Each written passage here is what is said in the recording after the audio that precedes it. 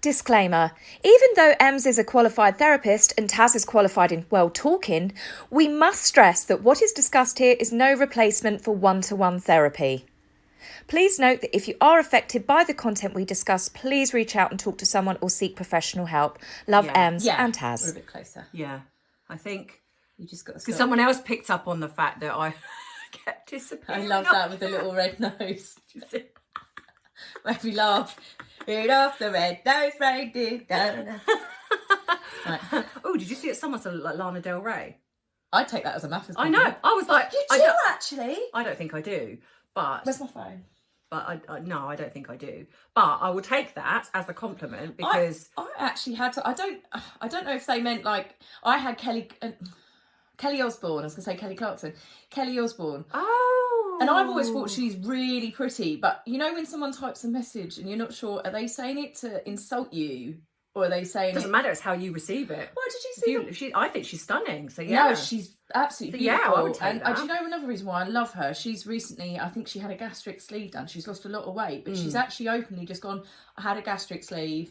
It's worked for her and she looks amazing. It's so but that's refreshing. the thing. Why do people feel the need to be so almost like ashamed of having anything done? You should be honest. All You know, these if you've had a skinny- gastric sleeve, what does it Well, matter? no, I can see Lana Del Rey. You haven't quite got the huge flicks, but I can see Lana Del Rey. Well, either way, Yeah. I will. That's a compliment. I think it's got a different. Oh, did you see the comment that came up on what's it called? YouTube. The channel we're on. About the Botox. About that they can see my Botox. Oh yes, that one. Yes. Yes, well good. I hope they can see my Botox. Yes. Yeah, hate to break it to you. Just paid 180. That's the whole reason you have it done. They don't have it done to not see it. I can't see your Botox. What the Yeah, fuck? I've got got smooth really- forehead and my eyebrows are lifted. I'd be gutted. Yeah, I will be as well. I'll 180 be quid going and back you and can't see demanding it. my money back. Yeah. But you can see your Botox. Well, I know, it's funny, but then in a way, that's what we were saying before about the online bullying. If you take away the negative connotation and actually go, thanks, you can see my Botox. Brilliant, thanks, that's awesome. I'm so glad you can see it. It literally shuts the bully down because they're not getting the desired effect. and I had the Miss Piggy, but I actually really took that in my stride. She's an icon. She is an icon, isn't she? She's bloody fabulous. Yeah. Miss Piggy is like, hi-ya! Oh, Gurmy. Yeah. Oh, damn it, I'll get on to the Muppets now. Yeah. Right. Right. That's what we want to give those people a hey. Yeah. Yes. So, anyway, I'm Taz, I'm Emz. who's off screen again. Again. And yeah. Yeah. Bubble Sisters. Here we are again. Hello, Bubble family. We are back. So, well, we're becoming so much like Bubble Sisters that we're beginning to finish each other's sentences, which is Yeah. kind of creepy. That happened We earlier. are. And and we did actually have another complaint where someone said that we talk over each other. It's probably me talking over. Yes. We don't have a script. We don't have auto cue. This is organic. We're friends. We get along. Sometimes we will try to be a bit more conscious. I will try not to interrupt Emz, but sometimes I just get too excited. Oh, to me, we're natural. That's one person that said that, and everybody else that's commented says they actually love the fact that we talk the way we talk, the way Thank we you, are. everyone, for the lovely so comments. thank you so much. And negativity be gone. So this is our third video in this series that we've been doing where we've been discussing narcissistic relationships. It doesn't need to be romantic relationships. It can be workplace. It can be family members, friends. And this is our kind of final video on the subject. Not to say that we're not going to talk about it again, but this is the devaluing and discarding phase, which does come on from our gaslighting, because gaslighting is a little bit in the devaluing stage, I'd say. It is. It goes hand in hand, really. I mean, though saying that, to be fair, you can be gaslighted, love bombed, discarded, devalued, and then go back again. Repeat. Rinse and repeat. Yeah, exactly. Spin and repeat. So even the discard phase, actually, you can be reeled back in again, because all of it is about what the narcissist wants. So. And it will always usually be when you've decided to move on, when you've decided that you've had enough now.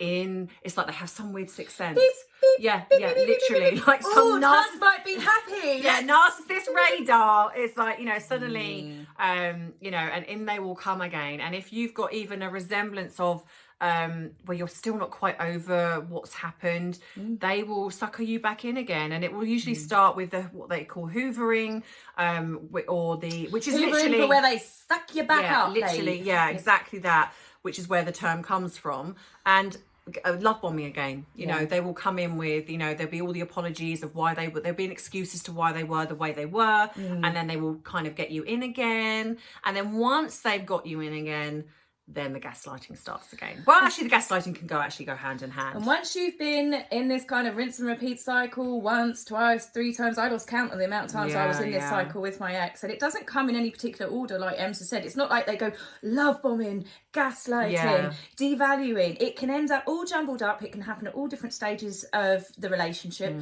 But the main result at the end of it is you don't know up from down, left from right. You don't believe in yourself anymore. You have lost confidence in yourself. As I said, this can happen at work if you've got a narcissist for a boss.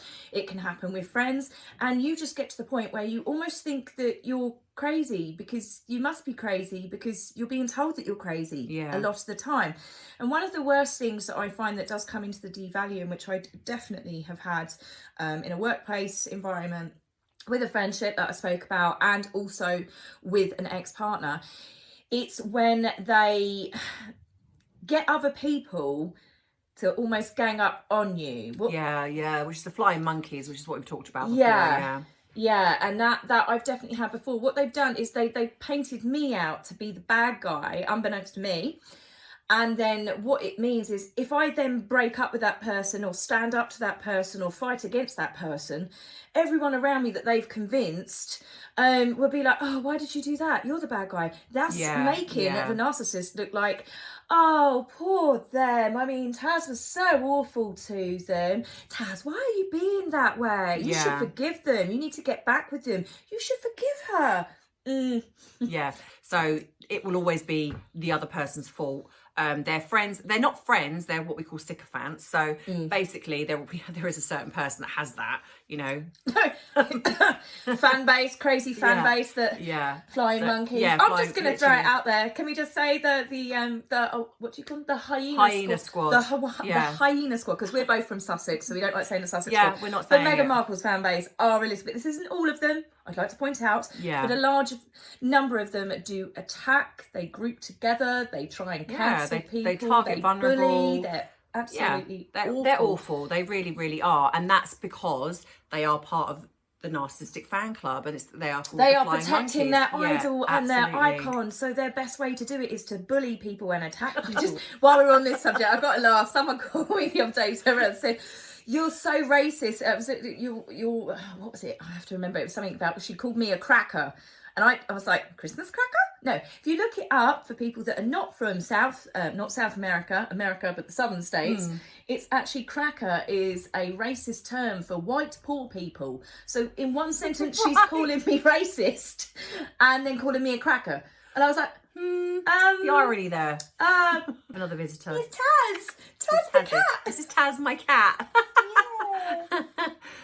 It is, in my experience professionally, it's one of the worst cases of abuse I've ever seen. I think it's one of the hardest to heal from. You can absolutely heal from it, but it is one of the hardest. But it does take work, and it really does sometimes take going to those depths of unraveling all the abuse that they've given you. It's not always easy, and we've said this in both, you know, the previous 2 videos. It's not easy. We're not trying to say that it's easy to leave someone, or to leave that job, or to get out of that friendship. Your mental health, your well-being, you know, is so important. That if someone is bullying you, even as a parent, there has to come a point when you can say, enough is enough, and I'm not doing this anymore, because it's not okay, you know. But going to the disowning and discarding phase, one of the things we said about as well is the fact that the disowning and discarding can actually happen also in love bombing phase. So if you are if someone is love bombing you, what they will do is they can then disappear. So you'll be talking to them, everything will be wonderful, and they come across as the most perfect person in the whole world. Suddenly they ghost, Yeah. and they're gone. Yeah. And you don't know what's gone on. So of course then what most people do, if they haven't got those issues or those insecurities, they will go, well, do you know what? Bye then. You know, see ya. Not interested if you're going to play those games. But of course, if you're a little bit insecure, you'll chase them. They will assess how much they can get away with. So they will disappear, and then they will wait, and they will watch to see whether you message, you call, you chase them. The whole thing's a test, like a child. Yeah, it really doing is. Boundaries, it really isn't it? is. Yeah, it's a test. And then they will then come back, and then what they will do is accuse you of being needy, or they will come back in with a love bombing again, gaslighting. And so you're then reeled in again, then they'll do it again. And so this will go on until they've exhausted what they can get from you, until you no longer serve a purpose to them, and then they will start the disown and discard phase. It's all about, for them, getting that narcissistic supply. Yeah, and once and control, you stop giving that because you've decided that you're walking away from it, you've decided to stand up to them. If someone really does do that, you've got to look at, they still did what they did in the first instance. If they've cheated on you, they cheated on you. Don't forget that. If they've hurt you physically, do not forget that, because they are going to do it again. I don't know of any circumstances where someone has really changed when they've got to that level of abuse, but that's just me personally. Yeah, if it's narcissism, yeah, you're absolutely right. They won't change. They won't change. They will keep doing what they're doing, and it's almost like, in a way, your brain, especially with the love bombing phase, is so euphoric. And that's the thing, it also becomes addictive to you. So you are so addictive, to that euphoric love bombing, and you feel like all your Christmases have come at once. And then so you become addicted to that. I was so insecure in myself, and I can say this now as an adult and happily married, that I then put up with the devaluing and the discarding, because you hope it will always go back come back to and that. pick me back up yes, again. and that's where they have that cycle. It is an addiction, and it really is codependency, because Yeah. I felt so insecure. And it is that, and because you always kind of hope for that version back again, you will hang on. You will hang on because you think, oh, it's just a phase. They're going through a bit of a bad time right now. Yeah. At some point, it's gonna go. They're gonna be They that must really person love again. you. Yeah, but they will also change you, like your appearance. Like for me, my narc, when I first got with him, he asked me to do a catwalk show of all of my clothes, to which then initially it was kind of like a fun thing, but then it become, oh, I don't like that. I don't like what you. That doesn't really flatter you. And if it ever got to anything which I liked and I wanted to keep it because I can. Your clothes. It was literally that. Well, I'm only saying that because I love you, and it's because I want what's best for you. And then if I still then fought him on it, he wouldn't speak to me. He sulked. And that's the other thing, the silent treatment, because it's not always the verbal abuse. It's the silent treatment. They will punish you by not speaking to you. And sometimes that can be just as bad, if not worse, when the person that you think loves you or you love them cuts you off in that sense. And you could be in the same room and they will just act like you don't exist. When I came round today, I did all of my makeup before I came here, because I normally do it. And sort of like knocked on a door, and Emma's like, oh, it's open. And she opened the door and she went, oh, you're going to need a mirror to do your makeup. And I was like, what? What? Were you saying I need more work done?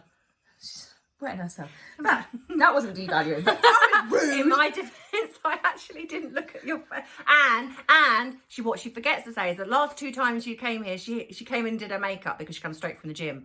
So that was why I was assuming. Here we go. She's trying to defend herself now. Oh, I am. Yeah. I'm defending myself. Right, so devaluing in a workplace where your boss is never happy, no matter how far you go, no matter working late, answering calls at the weekend, you will never ever get a thank you or a well done. But what they will definitely go out of their way to do is to tell you all the things you did wrong. Even if you worked that weekend, it's not a thank you for spending several hours doing this report. All it is, you got that wrong. It makes you feel worthless because you never get any sort of positive praise. Now, it's not to say that all employers are narcissists. No, because it could be narcissistic traits. Yeah, you can have the almost false positive, which we talked about before, where they'll say something relatively nice, but then they'll come in with all the things you did wrong after that. So it's kind of like, we'll just put in the little one thing that you might have done right, and then we'll just go in with then this long list of of everything that you've kind of done wrong and could be better at. What about as friends, devaluing? How can you devalue someone being a friend? It'll be critiquing how you look. So not too dissimilar to... they're all very similar. Romantic. You can have a friend that is jealous of you having friendships with other people. Yeah. The devalue. So when a friend devalues you, it would be literally, they will devalue what you say. They will put you down in front of people.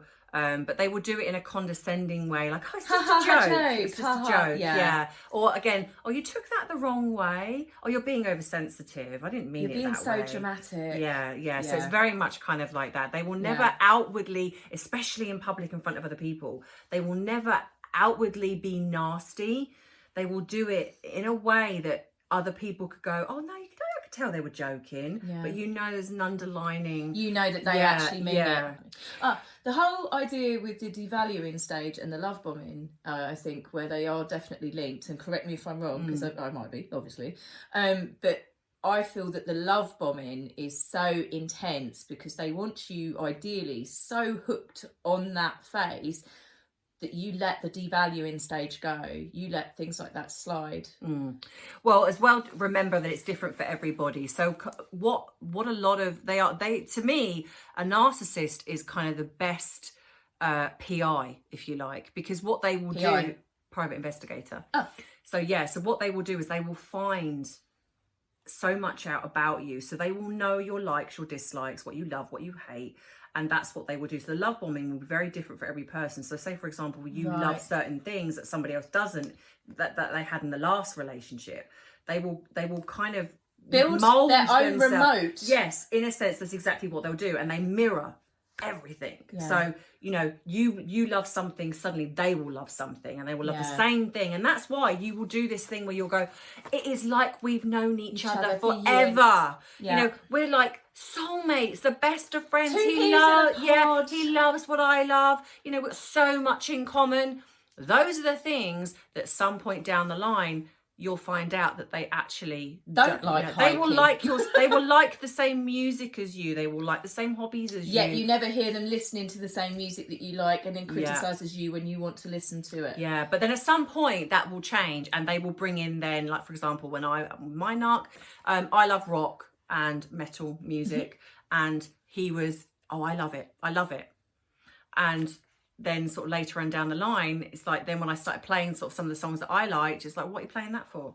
I'm like, well, you like this? No. When did I say I like that? I'm like, well, when we first got together, you said, no, I never said that. Gaslighting. There we go. Yeah. So it's literally, and it's there all, it starts. Yeah, again. and it's all intertwined, like we said before. It's not literally like set out set. stages. It's all intertwined. So to the point where you literally, like you said before, you don't know whether you're coming or going. Yeah. You don't know who you are anymore. You don't know what your own likes and dislikes are. You're so confused. And you kind of morphed yourself into what they want you to be, that you've lost your identity. You've lost everything about yourself that created you to be who you were before your that. Confidence, everything, your interests, your hobbies. Because that's another thing that, before we go on to all the people that have written into us, but the other thing is as well is devaluing what you choose to do as a hobby.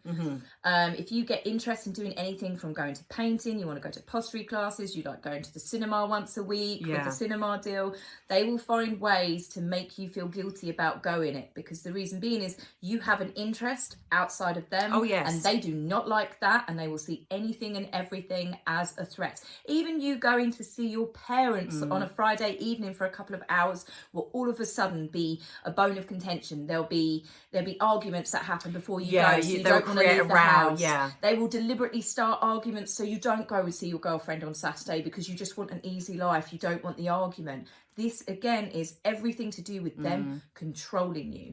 So I'm going to stop rounding here because we have had some lovely people that have written to us. Thank you again for everyone that is writing into us. We do try to get through as many of these as we can. Please remember that this channel is definitely going to continue. So we will go over different subjects. Yeah, because we've now hit over 2,000 subscribers. Woohoo! So we are so happy. So thank you everybody that is writing in and supporting us. We couldn't do this without you. So we are so super grateful for this. So if you haven't subscribed and you're watching us, please hit subscribe. subscribe. And hit that notification bell that says all, because even though you click on the bell, it can be none. Yeah. So you must click on all, because that way then you're notified of every time we put a comment up, every time we put a video up, you will be notified first. It's really important. So, okay, so going to the people that have actually written in, and we have been, especially in narcissistic abuse, we have been inundated.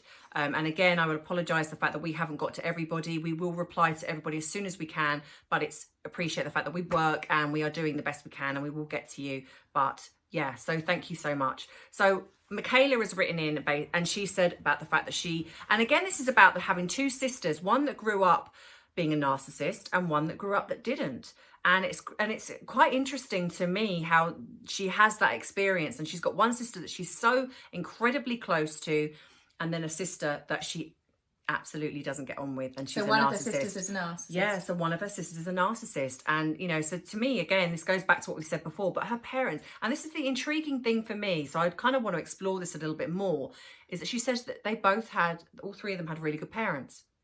So that's really interesting for me, because usually narcissistic personality disorder is passed down from a parent. It's usually, or it's learnt behavior from a parent.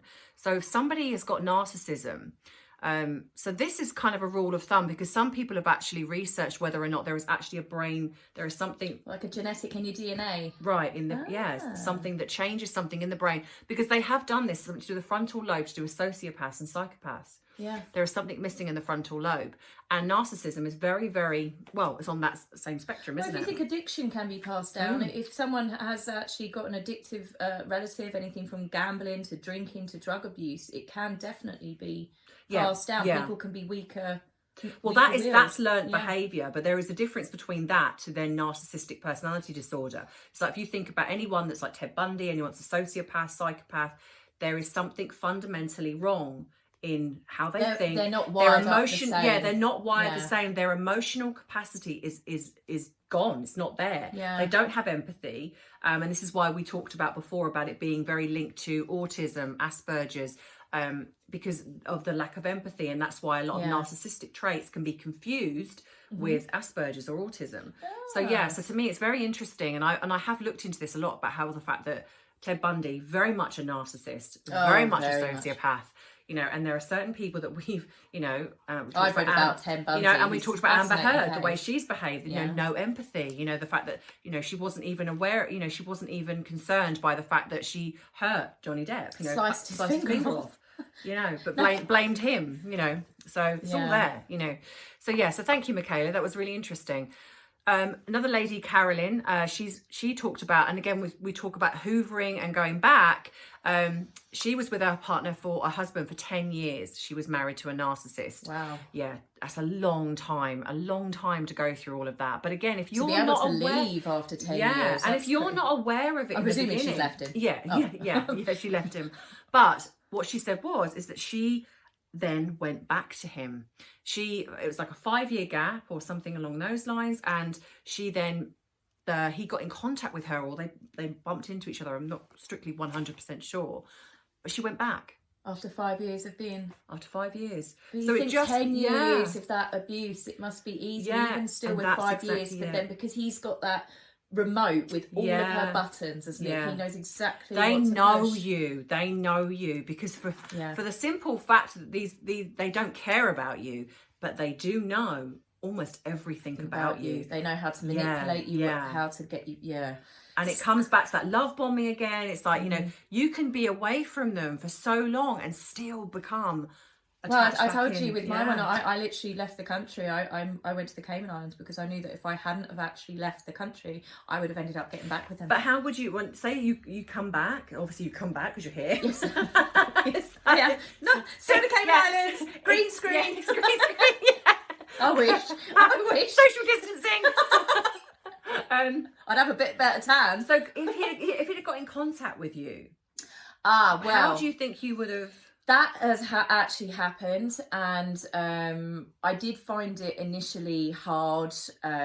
We started talking, and even though I'd had that break, all of the emotions started coming back, but I knew what would happen. So in the end, I did what we've said to do in other videos. It's the only way I could stop it. Okay, so I you blocked, did block. Block, Yeah, everything blocked. yeah. I cut off everything. The only thing, we had 2 mutual friends, but I said to them that I still want to keep them in my life, but I don't want to know anything about him. I don't want to see him. If he turns up at yours and I'm due to come there, then you tell me. And yeah. That's really good. And that it really is the key thing to do. But it was out of desperation, I say that I did it. Yeah, and that's really, that is absolutely it. And I think that's the hardest thing, no matter who we are. And I think, and I can only speak for myself, that, you know, I've been a therapist a long time, but my narcissistic relationship happened whilst I was a therapist. So I think, and now I've assessed and looked at it, and what I found for myself was the reason he got his hooks into me was because I understood. Because I'm definitely somebody that wants to help, but he probably picked up on yeah, that. And of course, because he came in with this, you know, I'm going to be this amazing person, you trust them and you open up. Yeah. And I probably talked about things that I hadn't spoken about, and the only thing I hadn't, which must have been something subconsciously that I hadn't spoken about, was my bulimia that I suffered when I was 15 years old.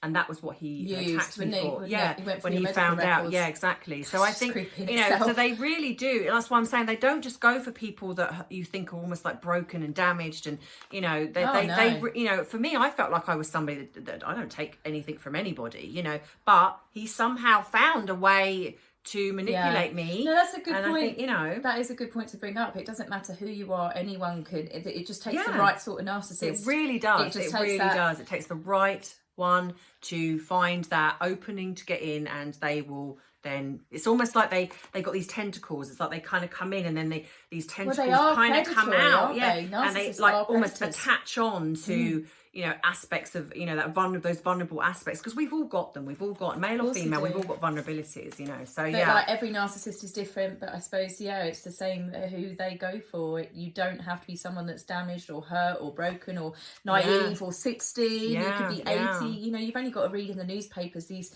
women that give up, and men that give up everything for their 24-year-old lover and in bush. I think if you're a caring person, I think you've got a caring nature, you're empathic, they are the people they target. They very rarely target someone that's not empathic. Who else have we got? Okay, so another lady wrote in, she didn't leave a name, but she wrote in and she basically talked about awareness to children.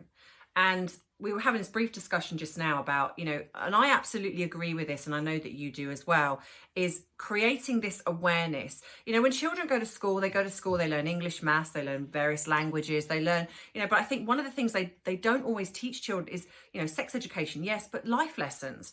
And maybe one of the things that should be spoken about is abusive relationships. You know, if we created, you know, our teenagers to be confident, not arrogant, confident within themselves, and they learn about the signs, the red flags, what to look for in relationships with a narcissist, with anyone that's toxic, you know, you know, friendships, when anybody. You think a 14, 15-year-old boy or girl could go out with another 14, 15-year-old boy or girl, and that boy or girl could be a narcissist, and they could use that person, manipulate them. It doesn't take a lot to read anywhere in magazines and newspapers, young girls and boys that are being taken advantage of, they're being manipulated, they're filming, which is a huge thing now, which is incredibly damaging to teenagers. But no, I agree. Especially online, you know, we've gone back to like the bullying that we've done in the previous video and stuff like that. But I do really think that the more we teach our children to be very aware of toxic relationships, red flags, absolutely everything, you know. So I think, you know, so this lady writing in said, you know, this could be something that, you know, a lot of people teach in schools, and I agree. Why not have this being taught in schools? Basic traits. It doesn't need to be too deep, but just obvious. No, I think that should be something. Things to watch out for. I mean, they've started the one with young children that if someone cuddles you or touches you without your permission, that it's wrong. But if they're doing that with young children, why not with also explaining to when, you know, boys and girls get to the age where they're going to start dating, you know, when they start having boyfriends and girlfriends, and that these are certain things that they need to watch out for. Absolutely do, you know, and I think, you know, because they're taught about stranger danger and stuff like that, but what they don't tell you is about people that you know, people that, you know, that you class as your friends or your family, that are doing these things that actually are damaging, you know, and creating, you know, maybe years later coming to see a therapist because they've been so, you know, badly affected by this. So, for me, I personally think that schools should. Yeah. No, I totally agree with that. Having not thought about about that before, admittedly, no, I really do. I think that could have made a difference even to me when I think back when I was 15, 16. Yeah, to have an awareness. Just an awareness. It doesn't mean that you're going to listen to your parents. No, it doesn't mean you're going to listen to your teachers, because, you know, we still need to make mistakes and learn for ourselves. But it would be something that I wouldn't have been aware of, that maybe I wouldn't have got involved with my ex straight away. Maybe me too, you know. And I think that's the thing, there's a difference between making certain mistakes in your life that you kind of learn from and grow from, and you're kind of like, okay, you know, won't make that mistake again, but you know, me every week, you know, with vodka. Me with chocolate. Box You're of like, Quality Street. Whole Terry's chocolate orange. It's not Terry's, it's mine. It's got orange in it. It's healthy. That's what I say. It is. It's got fruit. Yeah, it's got a fruit. Practically your 5 a day. Yeah. So just going to do a quick roundup on the 2 previous videos that we did, where we covered love bombing and gaslighting. These are the red flags that I can think of, and please feel free to add any. These are the things to watch out for when you first start dating someone in the love bombing phase. Grand gestures. They turn up with holidays to exclusive resorts, no money, no expenses spared. Obviously, you could be dating someone incredibly rich, but even rich people, I would still be a little bit concerned. Yeah. Just cautious of how much they're spoiling you when you are still a stranger in their lives. If it's too good to be true, usually again, is. use a bit of caution. If you think, if this is going so amazingly well, and not just well, but they're your dream person, you found your unicorn. I know you like that expression. In joke. She dated a unicorn. Not literally, because that'd be weird, but it's the thing, isn't it? If you found someone that ticks all of your boxes, again, caution, red flag, because this person is too perfect. Now, rushing into relationships at full speed. I love you on the second date. Yeah. That's not to say that they don't love you. I think my husband told me on our 4th date that he was falling in love with me, and, you know, we've been together a number of years since.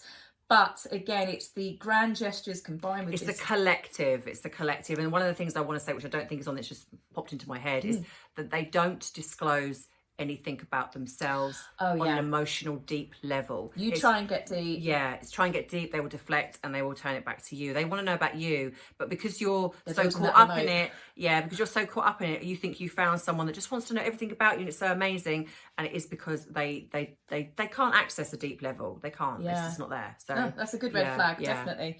All consuming, and then they ghost you. I put all consuming the ghost. Okay. All consuming, and then the ghosting. That they all consuming ghosts. We're Ghostbusters. Who are you gonna call? Ghostbusters. I just can't stay serious for too long. Yeah, where the relationship is everything that you wanted, it's so perfect, it's so amazing, and then poof, they're gone. They disappear. No normal person will do that to you. No normal person that has got without a very good reason. A very good reason. You know, my nan passed away, and I was in a village that doesn't have any satellite dishes for a 200-mile radius. Abducted by aliens. My mobile phone doesn't work. Whose mobile phone doesn't work for a week? Come on. Come on. Yeah, exactly. And extreme behaviour changes. They can be up, they can be down. They can be perfectly in love with you, and the next minute they hate you so much as breathing in their direction, or they're not interested as well. That can be the bit with the more devaluing, actually, isn't it? Well, it does. It can go hand in hand. It will go in the devaluing stage, but they can also do it in the love bombing stage, because it's all a test. They're testing basically how much they can get away with. So they will throw everything at you and see how much they can. How much have they got to give you before they take away? Before you then go, oh, I'm not happy about this. And as soon as you then do this, then they'll come in with the, oh, you know, I'm really sorry. Or, you know, they'll come back with some reasoning, which will get you to then think, oh, maybe I was a bit too harsh. Maybe it was me. Yeah. So they're very, just remember, they're very clever, very manipulative. Yeah. And it's all about the end game. And the end game is to have that control until they no longer have the control and they don't want it anymore. And then they will let you go and they will discard you. They do not let you go first. No. They don't like that. They can push for you to dump them by behaving in such a way. It's almost like you do the dirty work for them. Yeah. But That being said, some of them, when you do get to the point where you go, right, I've had enough of this, they don't want you to leave, because now that they go straight back into the love bombing, they need you, they want you. They're not quite ready. That's where the hoovering comes back in again. They reel you all back in. Yeah. I like the octopus one. It's little tentacles. Little tentacles. The gaslighting video that we did. So gaslighting, things to watch out for is when you end up in a relationship and you are second guessing yourself all the time, where you're so convinced that you've had that conversation and they deny that it ever took place. Yes, absolutely. And they basically then, you are at a point where the person you were before going into this relationship, friends, you changed, hobbies, social life, and not in a good way. You know, if you find yourself where you no longer have your friends, you no longer have those hobbies, you no longer have even the clothes that you're wearing is different. You know, your makeup you're wearing, you know, one minute you were wearing makeup and you love going out, and now that you no longer wear makeup anymore, or because you look too pretty without makeup. Right, yeah, you're a threat or something. You know, if you find yourself being completely different in a not positive way, then Another red flag, the continual lies. They can be small lies, they can be major lies, but if you catch your partner lying on a continuous basis, this is a red flag. This generally means that there is some underlying issue and they could be gaslighting you. It especially depends on whether they admit that they've lied. Okay, if they admit it, it's probably not a narcissist, because they don't ever like to admit that they've lied. No, they really don't. They really don't. And also be aware of sex as well. And again, this is not just people having a high sex drive. This is a correlation of everything. So they use sex as manipulation. So be aware of, for example, if you want to go, you're having a conversation and you want to get to know them, or you're upset and something they've done, they will cut you off in that conversation and start kissing you and literally the tentacles are out, and literally, and then that they will use sex to shut that down. So it's not they're hearing you, they will just use sex to shut it down. Sex can also be used, like I said as well, with the devaluing stage, where sex can be you've put on too much weight, I don't really fancy you, I don't really want to have sex with you because, you know, you've dyed your hair a colour that I don't like. And then that, again, is using sex as a weapon. They weaponise something that should never be weaponised. If you are finding that they are using sex because they're using it to change the subject, to get what they want, or to make you feel like a piece of crap, this is not love. This is not the way it should be. This is not just a red flag. This says get out of that relationship. Yeah, 100%, yeah. Okay, if you get to the point where you feel like you're going crazy, you've become insecure, you're paranoid, you're finding yourself anxious, and you can tie it all back to roundabout when this person came into your life, then there is a very good chance that it is this person that is doing this to you. As I said, it doesn't need to be a romantic relationship. It could be an employer, it could be a friend, it could be even a relative. Like Emz has said, you know, the family ones can be really, really tough as well. Yeah. And it can start very slow, and then gradual, and then it can end up really horrific by the time that they're finished with you. Yeah, and the other thing as well is watch how they talk about their exes. Watch how they talk about their parents. So a narcissist will usually have a crazy ex. They will have the ex that it was their fault that the relationship broke down. Now, I'm not saying that there are not situations where it is somebody's fault, but a healthy person, especially if there's children involved, won't necessarily slate their ex, because they will respect the fact that it's the mother or father of their children. So even though they may not like them anymore or love them anymore, they will respect that. But a narcissist will call them the crazy ex. They will be the ex that was everything that a narcissist does. They will say that this person did, and that's why they broke up with them. So they'll be the victim. It was the ex's fault, or it'll be the parent. You know, my mum's crazy, my dad's crazy. You know, all of those things. You don't talk. Everyone else is. Everybody else. If they've lost a best friend's fault. Best friend did something that was crazy. So watch how they speak about other people. Watch how they interact with even bar staff. You know, just watch. I think that's the best thing and best advice to give anybody. Oh, how someone treats a waiter is a big red flag. Watch how they are and how they interact with everybody around them, and that is how you'll start to learn. Yeah, definitely. Which the last one that I can think of here is when you're in a relationship with someone, or it's your employer or your friend or whoever, and they're always right. They are never wrong. Now I could make a joke about that's my husband. If he's ever wrong, he was never wrong, he was misinformed. I can They're always right, you're always wrong. You can never win an argument, no matter if you've got proof, they don't even want to see the proof because you are still wrong. Even though that you know that you are definitely right, they will then become angry. They will try to either have sex with you or they will storm out. You are the bad guy. If you prove a narcissist wrong and you can actually prove them wrong, they are not going to like it. No, you could literally have the proof right in front of you. The receipts. And they will still... You know, like we were talking about, you know, when you say, you know, say your intuition is kicking in and you go on their phone and you see that him or her they've been cheating on you. They will twist that. And instead of being wrong about the fact they're the ones that cheated on you, you're the one in the wrong because you don't trust them and you've gone on their phone. I'm so even sorry. Even though you've got the proof right there that you kind of proved to yourself the reason why you've gone on their phone because they have cheated on you. And they switch it around. It'll be your fault because you didn't trust them and they can no longer be in this relationship because the trust has gone. Yeah. And then you will find yourself going, but I'm sorry, I shouldn't have gone on your phone. Hang on a minute. Please don't leave me. Yeah, please don't leave me. And that's that. Yeah, that's how they do it. Sounds so crazy, but when you've been through it, you're like, yeah. Very easy. It can happen to the best of us.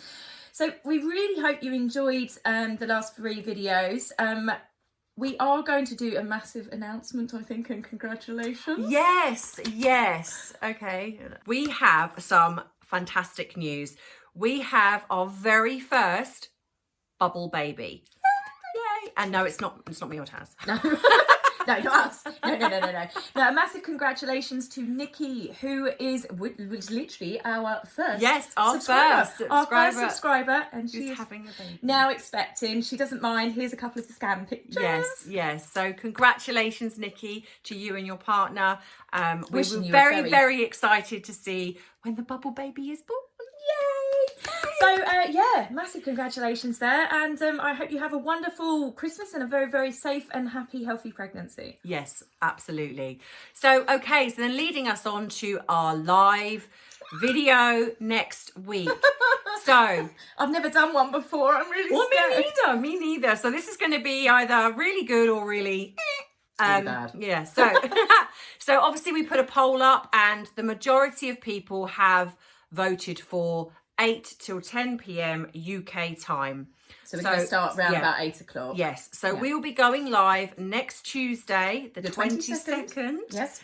At 8 o'clock. So we want you to come and join us. You can have a chat to us. Have a chat. Come have a chat with us. Have a few drinks. We're going to have a few nibbles. You can probably watch me drip cheese down my chin or something. Yeah, that'll be fun. Everyone's got to be festive, though. Yes. We want you to have a drink. It doesn't need to be alcoholic, of course. No. Leave that to us. Just festive, jumpers, festive, literally, whatever. Please festive, come and say fun. hello. Come and ask us, speak to us, whatever you kind of want. Please, come and join us. Yeah. We really, really would love Getting to chat into the to Christmas you. spirit. Yeah. And then the video following on from that, we're going to say it is a Q&A. I actually had to ask them, what's a Q&A? You guys, I'd say 3 of your top questions, 3 questions that you'd love to ask us. Send in an email. Make sure you put in the subject Q&A. So we can pick out, the emails, because we do get quite a lot of you. So 3 questions that you'd like to ask us. It can be anything to do with any of the subjects that we've spoken about. It can be personal. Obviously, keep it clean. It's PG-13. Yes. No bra sizes or anything like that. Nothing rude. No swearing. But just be respectful. So it can be 1 question, 2 questions, 3 questions. Just whatever you would like to ask us, and then we can obviously then read them out. We're just literally going to do a full video. This isn't the one on the 22nd. This is on the 29th, when we're probably both 2 stone heavier with cheese and wine, and everyone's just had enough of Christmas at this point. My face will be this big on the screen. Hamsters. We'll both be like off screen because we'll be so fat. but well worth it. Yeah, well totally, worth it. Totally. Come on now, Christmas, well worth it. So we'll be seeing you on the 22nd. Yeah, on the 22nd for our live and the 29th for our Q&A. So like Taz said, get those questions in, because if you don't, you will miss out. I mean, we will do them again, but it'll be really nice to kind of have those questions in from you guys. So email in, Q&A at the top, and then your top 3 questions. Oh, if anyone else at 8, we're both 25. Yeah. I am 25. What are you talking about? 20 years ago, I was 25. Anyway, guys, thank you so much for joining us for this thank video. you very much. Thank you as well for everyone that has subscribed. Over 2,000 of you now. It's very exciting for us. And again, another congratulations to Nikki with the bubble birthday. Yes. So we will see you next week. Have a wonderful weekend, whatever you're doing. And yeah, we will, that's us signing out. So Ta-da. Take care. Bye. Bye-bye. Bye. Thank you for watching. If you enjoyed our video, please remember to like and subscribe. As much as we appreciate all of your comments, please try and keep them respectful. Otherwise, you do run the risk of being blocked, which would be a shame. Thank you for listening.